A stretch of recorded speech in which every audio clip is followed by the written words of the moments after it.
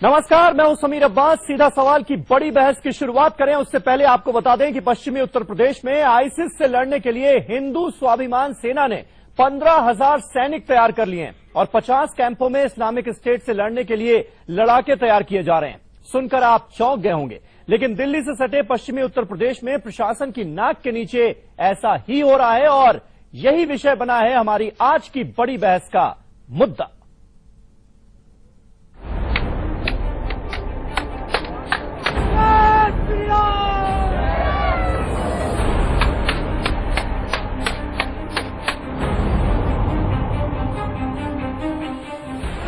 पश्चिमी उत्तर प्रदेश में आईएस से मुकाबले की तैयारी।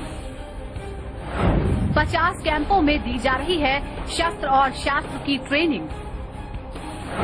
15,000 बच्चे सीख रहे हैं तलवारबाजी। बर्छी, ढाल और लाठी चला रहे हैं युवा। आईएस से मुकाबले को तैयार हो रही है हिंदू सेना। सांप्रदायिक दंगों में अक्सर झुलसने वाले पश्चिमी उत्तर प्रदेश के गांवों में आजकल ऐसे नजारे आम हैं। आरोप है कि यहां आईएसआईएस के बढ़ते असर से निपटने के नाम पर बच्चों और युवाओं को खुलेआम गैर कानूनी तरीके से हथियार चलाना सिखाया जा रहा है। इसके लिए हिंदू स्वाभिमान संगठन ने एक धर्म सेना बनाई है। हिंदू स्वाभिमान संगठन की मुखिया का मानना है कि 2020 तक इस्लामिक स्टेट का असर भारत तक पहुंच जाएगा और उससे निपटने के लिए अभी से सख्त कदम उठाए जाने चाहिए। 2020 में वो भारत को ओवरसीट कर लेगा और भारत को कैप्चर कर लेगा। उसके लिए बहुत जरूरी है कि प्रशासनिक तंत्र अपना कार्य करेगा, शासन अपना कार्य करेगा, लेकिन इतिहास सामने है और जिस तरीके से यजीदी महिलाओं के बलात्कार हुए हैं उसके लिए बहुत जरूरी है कि हम लोग भी अपनी लड़ाई के लिए तैयार रहें। हिंदू स्वाभिमान संगठन का दावा है कि उनके ट्रेनिंग कैंप्स पश्चिमी उत्तर प्रदेश के तमाम संवेदनशील इलाकों में फैले हुए हैं, जिनमें अब तक करीब 15,000 युवा आईएस से निपटने के लिए लड़ाकों के तौर पर तैयार हो चुके हैं। गाजियाबाद के डासना में बने एक मंदिर में इस ऑर्गेनाइजेशन का हेडक्वार्टर है। इन कैंपों में 8 से 30 साल तक के लड़के लड़कियों को ट्रेनिंग दी जा रही है। 2.5-3 लाख लोगों की संख्या है पूरे पश्चिमी उत्तर प्रदेश में, लेकिन 15,000 बच्चे अभी ट्रेंड हैं और वो ट्रेनिंग इस तरीके की है कि वो बच्चे प्रशिक्षण कार्य कर रहे हैं, आगे जाके और बच्चों को बताना, समझाना, उन्हें शिक्षित करना। इस पड़ताल के बाद जब लाइव इंडिया की टीम ने मेरठ रेंज के डीआईजी से बात की तो उन्होंने भी माना कि पुलिस को भी इस तरह के कैंप चलाए जाने की जानकारी है, जिसके बाद मामले की जांच की जा रही है। तो मैंने एसएसपी गाजियाबाद से कहा है कि तुरंत वो इंक्वायर करके देखें और जमीन पे क्या हकीकत है और उसके संबंध में अपनी आख्या दें। हिंदू स्वाभिमान संगठन का दावा है कि अकेले पश्चिमी उत्तर प्रदेश में करीब 2.5 लाख लोगों को आईएस के खिलाफ जंग के लिए ट्रेन किया जाएगा। फिलहाल इन्हें धनुषबाण, जंजीर बाना, लाठी, ढाल, तलवार चलाना सिखाया जा रहा है। पुलिस का कहना है कि अगर ट्रेनिंग हिंसक मकसद से की जा रही है या प्रतिबंधित हथियारों का इस्तेमाल हो रहा है तो कानूनी कार्रवाई की जाएगी। उनका इंटेंशन वायलेंट है। अगर प्रतिबंधित हथियारों का इस्तेमाल किया जा रहा है या कुछ इलीगलिटी आती है तो निश्चित ही ये इलीगल है और उस पर कार्रवाई की जाएगी। तर्क तो यहाँ तक दिए जा रहे हैं कि आईएस इसलिए बड़ा बना क्योंकि लोकल लोगों ने इसकी मदद की, इसलिए लोगों को इस तरह की सेना की मदद के लिए आगे आना चाहिए। तो क्या जो आईएस ने किया या कर रहा है उसे किसी भी हालात में जायज ठहराया जा सकता है? सांप्रदायिक रूप से बेहद संवेदनशील पश्चिम उत्तर प्रदेश में प्रशासन की नाक के नीचे पिछले 6 महीनों से जारी हथियारों की ट्रेनिंग की यूपी की अखिलेश सरकार को खबर कैसे नहीं लगी? सीधा सवाल ये भी है कि क्या इस्लामिक स्टेट का जवाब कभी हिंदू स्टेट हो सकता है?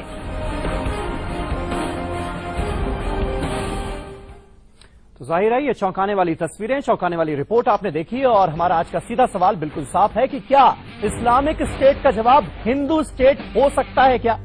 इससे जुड़े हुए कुछ और अहम सवाल जो आज की इस बहस में मैं उठाऊंगा। प्रशासन की नाक के नीचे कैसे दी जा रही है तलवार बंदूक चलाने की ट्रेनिंग?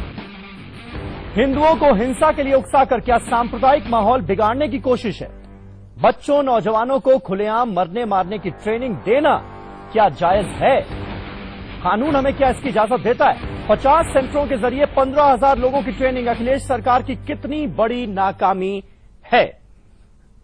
आप भी यानी हमारे दर्शक भी हमारे साथ इस बहस का हिस्सा बन सकते हैं। हमारा आपसे सवाल है, क्या इस्लामिक स्टेट का जवाब हिंदू स्टेट हो सकता है? अगर आपको लगता है हां तो टाइप करें लाइव स्पेस दें वाई लिखें, अगर आपको लगता है नहीं तो टाइप करें लाइव स्पेस दें एन लिखें और हमें भेज दें 56161 पर। आपकी राय को इस प्रोग्राम के अंत में हम शामिल करेंगे। आपकी राय हमारे लिए बेहद खास है और हमारे तमाम खास मेहमान हमारे साथ इस बहस में जुड़ चुके हैं। हमारे साथ हैं बीजेपी के वरिष्ठ नेता साबिर अली साहब, अबू आजमी मुंबई से हमारे साथ जुड़ेंगे, नेता हैं समाजवादी पार्टी के, समाजवादी पार्टी की ही सरकार है उत्तर प्रदेश में।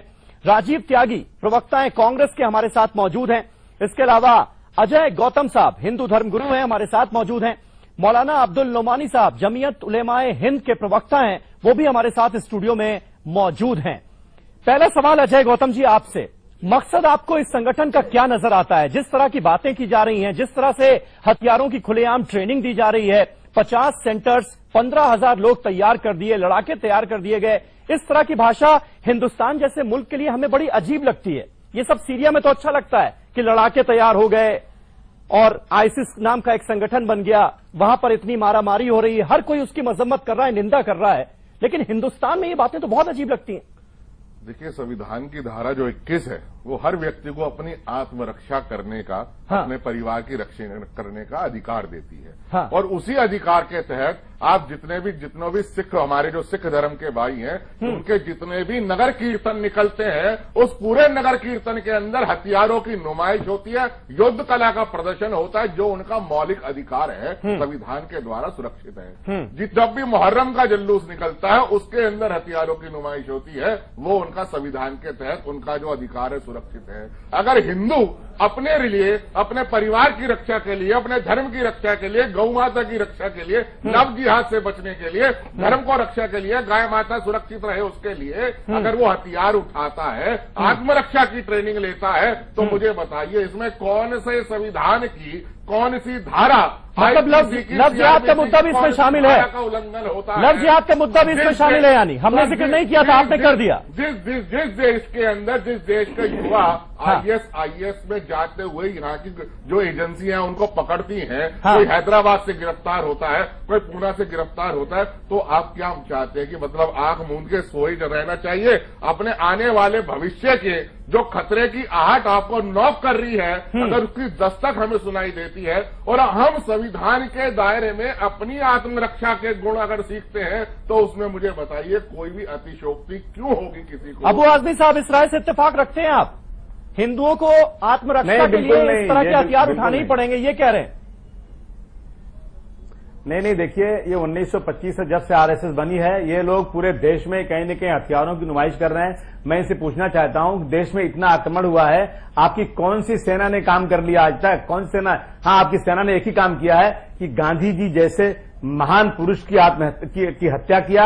आपकी सेना ने बाबरी मस्जिद खड़ी थी, उसको जाकर शहीद कर दिया। और मुझे बता दीजिए, कौन सा आईएसआई तो पहले से हमारे देश में आ रही है, आज तक कौन सी आपकी विंग ने उनका मुकाबला कर लिया?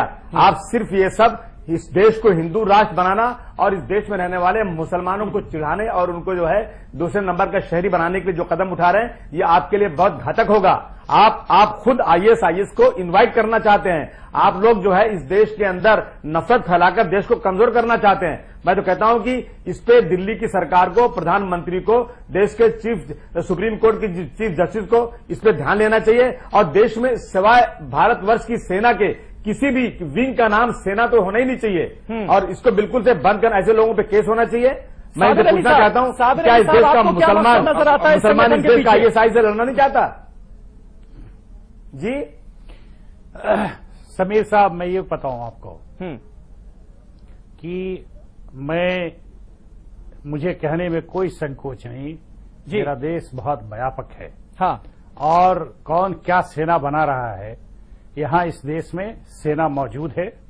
सेना अपनी जिम्मेदारी को जानती है और अपने देश की कैसे रक्षा की जाए, सेना को बखूबी वाकिफ है। और इस तरह के कोई भी आईएसआई हो, लश्कर हो, कोई भी अगर आए, हिंदुस्तान से टकराने नहीं, लेकिन ये संगठन चलाने वाले लोग तो किसी पर भरोसा ही नहीं कर रहे हैं। उनको ना पुलिस पर भरोसा है, ना प्रशासन पर भरोसा है, ना हिंदुस्तान की सेना पर भरोसा है। उन्होंने अपने आप ये तय कर लिया है कि 2020 तक आईसिस जो है वो कब्जा कर लेगा वेस्टर्न यूपी पर, इसलिए हिंदू सेना बना लो। समीर अब्बास साहब, आने वाला कल सिर्फ और सिर्फ यूपी के इलेक्शन के लिए बता सकता, भोले भाले भाइयों को बेकार है। इसलिए हमारे देश में सेना इतनी काफी है कि किसी से मुकाबला करने के लिए उसको कोई किसी की जरूरत नहीं है। और कौन क्या करता है उससे भारतीय जनता पार्टी और सरकार का कोई सरोकार नहीं। साबिर अली साहब, अबू आजमी जिस बात का जिक्र कर रहे हैं कि ये सब कुछ यूपी के चुनावों के लिए हो रहा है, अगर यूपी के चुनाव ना होते तो कोई खतरा ना दिखता, मानेंगे आप ये बात? नहीं है, अबू आसिम भाई हमारे बड़े भाई हैं, मैं बहुत अच्छी तरह से, उनका अपना चूंकि उनका अपना स्टेक है और उनकी सरकार है यूपी में, हाँ, तो मैं समझ सकता हूं उनकी बेचैनी है। और इस तरह की कोई भी बात होगी तो फिर कांग्रेस की और वो पार्टियां जिनकी अपनी सियासत दांव पे लगी हो उसको मोड़कर वहां लेके जाना चाहते हैं। लेकिन हर शख्स को इस बात से बचना चाहिए कि दूसरे की जहन पर कोई ऐसी बात नहीं कि जो तकलीफ हो और किसी समुदाय को उससे तकलीफ न हो, इससे गुरेज करने की जरूरत है। जी चलिए, इसके पीछे जो पॉलिटिक्स है उस पर भी मैं आऊंगा। राजीव त्यागी जी, पहले आपका रिएक्शन ले लेता हूं। क्या आपको लगता है कि इस तरह की किसी सेना की हिंदुस्तान को जरूरत पड़ गई है क्या? जिस तरह की बातें की जा रही हैं, 50 सेंटर्स, 15,000 लोगों की ट्रेनिंग, 2020 तक आईसिस का कब्जा, ये सब क्या है?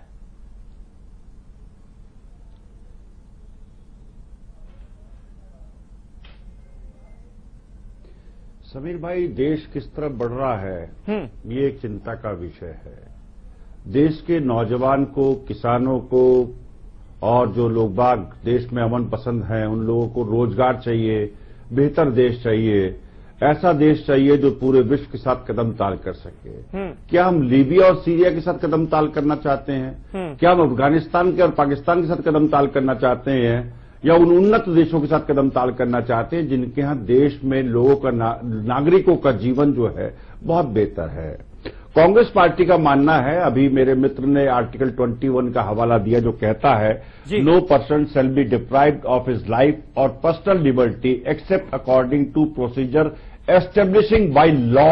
लॉ का बहुत जोर दिया गया है आर्टिकल 21 में। लॉ क्या कहता है, कॉन्स्टिट्यूशन क्या कहता है?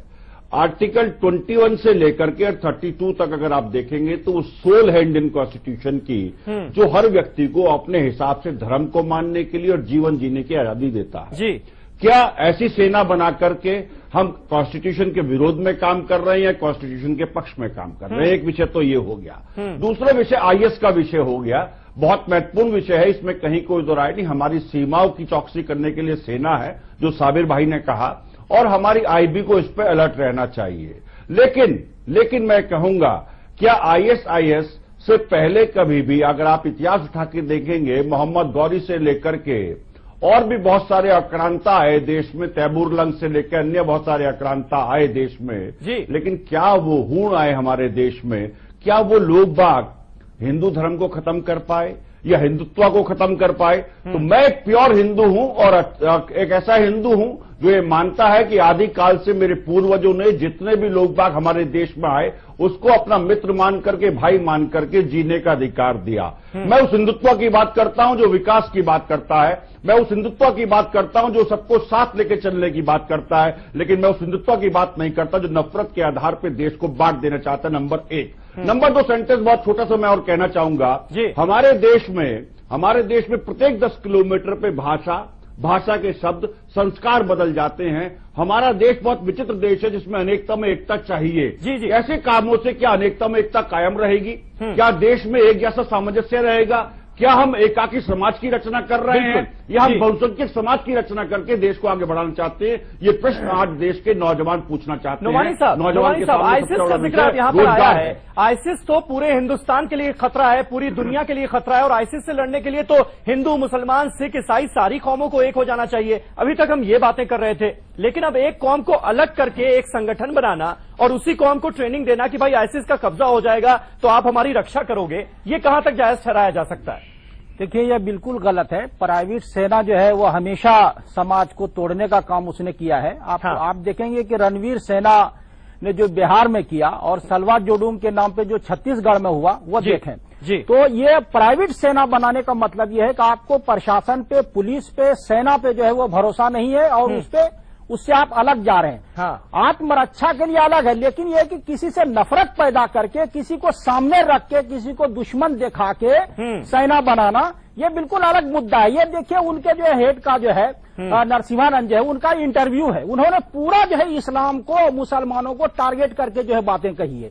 तो ये जो एक खतरनाक मामला है, मुहर्रम में जो कुछ करते हैं, रामनवमी के जो है और मौके में जो कुछ करते हैं, वो जो है कोई मुकाबले में नहीं होता है। वो जो है क्या आईएसआईएस के बहाने खास कौम को आप टारगेट करना चाहते हैं इस संगठन के जरिए? ये अजय गौतम जी जो कह रहे हैं वो बिल्कुल अलग चीज है, वो एक तरफा मामला। यहाँ तो सामने रख के जो है वो सेना जो खड़ी की गई है, नफरत की भावना जो है 8 साल के बच्चों से लेकर 30 साल के बच्चे उसमें मौजूद है। अजय जी जवाब दीजिए, नफरत का पाठ क्यों पढ़ा रहे हैं आप? पहली बात तो अबू आजमी साहब ने अभी 2-3 बातें कही। हाँ। अबू आजमी नहीं, पहले ये बताइए नफरत का पाठ क्यों पढ़ा रहे हैं आप? सर सुनिए तो सही। हम बात कर रहे हैं मोहब्बत की, हम बात कर रहे हैं मेल मिलाप की, हम बात कर रहे हैं सद्भावना की, आप नफरत का पाठ क्यों पढ़ा रहे हैं? हाँ। जिस सद्भाव जो इशरत जहां का एनकाउंटर होता है, अबू आजमी साहब बड़ा विरोध करते हैं कि अरे भाई ये गलत मारा गया। अरे आप इशरत जहां विरोध करूंगा आज आजमी साहब, मैंने सुना ना आपको, मैंने इंटरप्ट नहीं किया, आप मुझे भी सुन लीजिए। याकूब मेमन को फांसी दी जाती है, पूरा देश जानता है कि जो देशद्रोही था, देशद्रोह के आरोप में फांसी होता है, अबू आजमी साहब उसका विरोध करते हैं। तो अबू आजमी साहब का स्टैंड कई हजार लोगों ने विरोध किया था, अपने आप में क्लियर है। इसलिए अबू आजमी साहब से किसी तरीके का सर्टिफिकेट लेने की हमें कोई जरूरत नहीं है, पहली बात। दूसरी बात, बाबरी मस्जिद का जिक्र करते हैं। इलाहाबाद हाई कोर्ट का फैसला देखिए, अदलिया के फैसले पे विश्वास रखिए अबू आजमी साहब। उसने वहां कहा कि बाबरी मस्जिद का अस्तित्व नहीं था, वहां मंदिर था, मंदिर को तोड़ के एक स्ट्रक्चर बनाया गया। इसलिए वो स्ट्रक्चर की बात करिए, वहां मस्जिद मत बोलिए। मस्जिद एक बड़ा पवित्र शब्द है। मस्जिद के अंदर वहां पर नमाज पढ़ी जाती है, उसके अपने पहलाव है। मामला वो तो सुप्रीम कोर्ट में लंबित है ना, उसका जिक्र क्यों कर रहे हैं? सुप्रीम कोर्ट फैसला करेगा, सुप्रीम कोर्ट में सिर्फ सुप्रीम कोर्ट जो फैसला करेगा वो सबको मानना पड़ेगा। फैसला इलाहाबाद हाई कोर्ट ने कर दिया, सिर्फ अपील पेंडिंग है, इसलिए सुप्रीम कोर्ट में। तो मामला सुप्रीम कोर्ट में है ना। की बात की जा रही है, जो सेना की बात की जा रही है, जब मैं आपको कह रहा था सिख धर्म के अंदर हर गुरुद्वारे से जुड़े हुए देखिए शस्त्र की ट्रेनिंग दी जाती है, आपने आज तक विरोध क्यों नहीं किया? आप मुझे बताइए ना, आज तक आवाज क्यों नहीं उठी? हर गुरुद्वारे से, हर गुरुद्वारे से, हर होता है, वो किसी के खिलाफ नहीं होता है। विरोध क्यों नहीं किया? हिंदुओं को ही, हिंदू अगर अपनी रक्षा मैं पूछना चाहता हूँ, नौमानी साहब आईएएस का मुकाबला क्या लाठियों से होगा? आप मुझे बताइए। पूछना चाहता हूँ, अच्छा वो भारत की सेना नहीं है, आईएसआईएस का हमला होगा, आईएसआईएस का हमला होगा तो भारत की सेना नहीं है मुकाबला करने के लिए। भारत की सेना की काबिलियत पर क्या आपको विश्वास नहीं है क्या? एक बात बताइए, आप अपने पड़ोसियों को मारने के लिए लाठी सिखा रहे हैं। पड़ोसी सौहार्द से रहेगा तो लाठी की जरूरत पड़ेगी। पड़ोसी कमेंट करना चाहूंगा, प्रेम से रहेगा, भाईचारे से रहेगा, गंगा जमुनी तहजीब में रहेगा, रसखान मलखान ताज बीवी की तहजीब में रहेगा, तो लाठी उठाने की जरूरत क्यों? नौमानी साहब आप मुझे बताइए, लाठी तो आदमी वहां उठाता है जब उसको लगता है अरे हम तो चीटी को भाईचारा तो रोक लेते हैं। भाईचारा तो हिंदुस्तान की आत्मा है। कारण ना हिंदू शस्त्र उठाता है ना। अजय गौतम साहब, भाईचारा तो हिंदुस्तान की आत्मा है, उसको कैसे खत्म कर देंगे आप? भाईचारा तो हिंदुस्तान की आत्मा है। त्यागी जी जवाब देना चाह रहे हैं। त्यागी जी बहुत संक्षेप में, मुझे अबू आजमी साहब के पास जाना है। मैं इनसे पूछना चाहता हूं अजय गौतम साहब से कि अभिनव भारत सनातन संस्था, देखिए इस आर्टिकल को जो मैंने आर्टिकल पूरा पढ़ा हुआ है, अबू आजमी साहब बोल लीजिए आप। ये अभिनव भारत सनातन संस्था, ये सारी संस्थाएं इस देश अबू साहब मैं बोल लूं एक मिनट के लिए, आतंकवाद से जुड़ी हुई हैं और इनको सजाएं हुई हैं। राजीव जी, आप इनके खिलाफ क्यों कुछ नहीं करते? आप क्यों इनके खिलाफ मुजाहरा करते? आप लोग जाके कहते हैं तुम आगे बढ़ो, हम तुम्हारे साथ हैं। अभी 8 साल से केस वहां पर बॉम्बे जो सजा हो चुकी है। सनातन संस्था के लोगों को,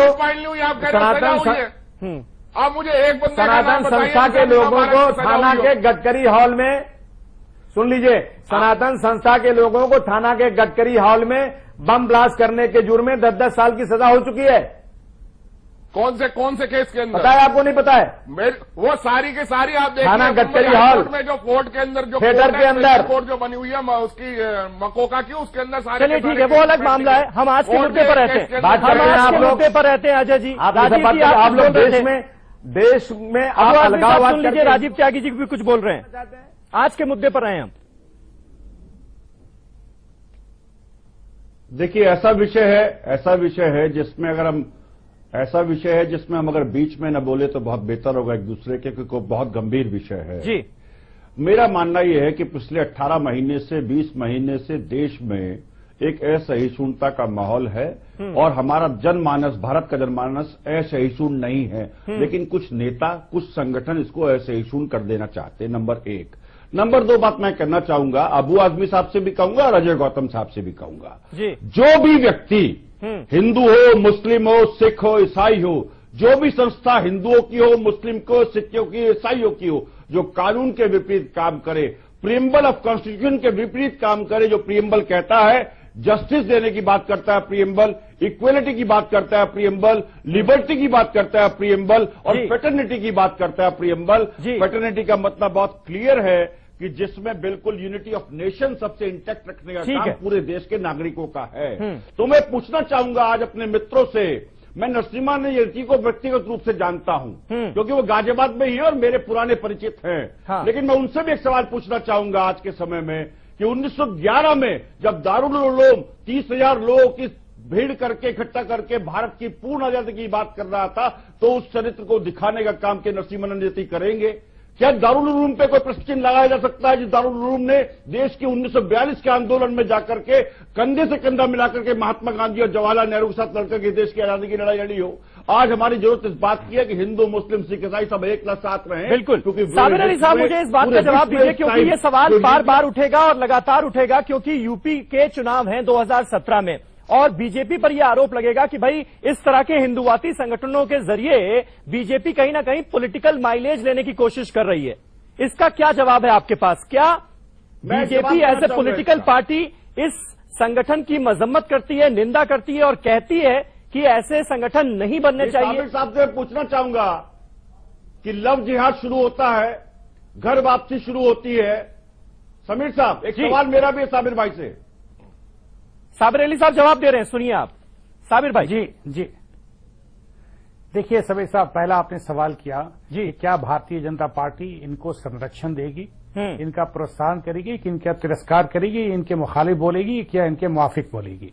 सवाल इसका है कि देश एकता, अखंडता पर कोई भी वार करे, भारतीय जनता पार्टी उसको किसी कीमत पर बर्दाश्त नहीं करेगी। नंबर 1, सियासत हर पार्टी करती है, भारतीय जनता पार्टी भी इस देश के आज के तारीख में सबसे बड़ी सियासी पार्टी है। ये मैं नहीं कहता हूं, आंकड़े कहते हैं देश में।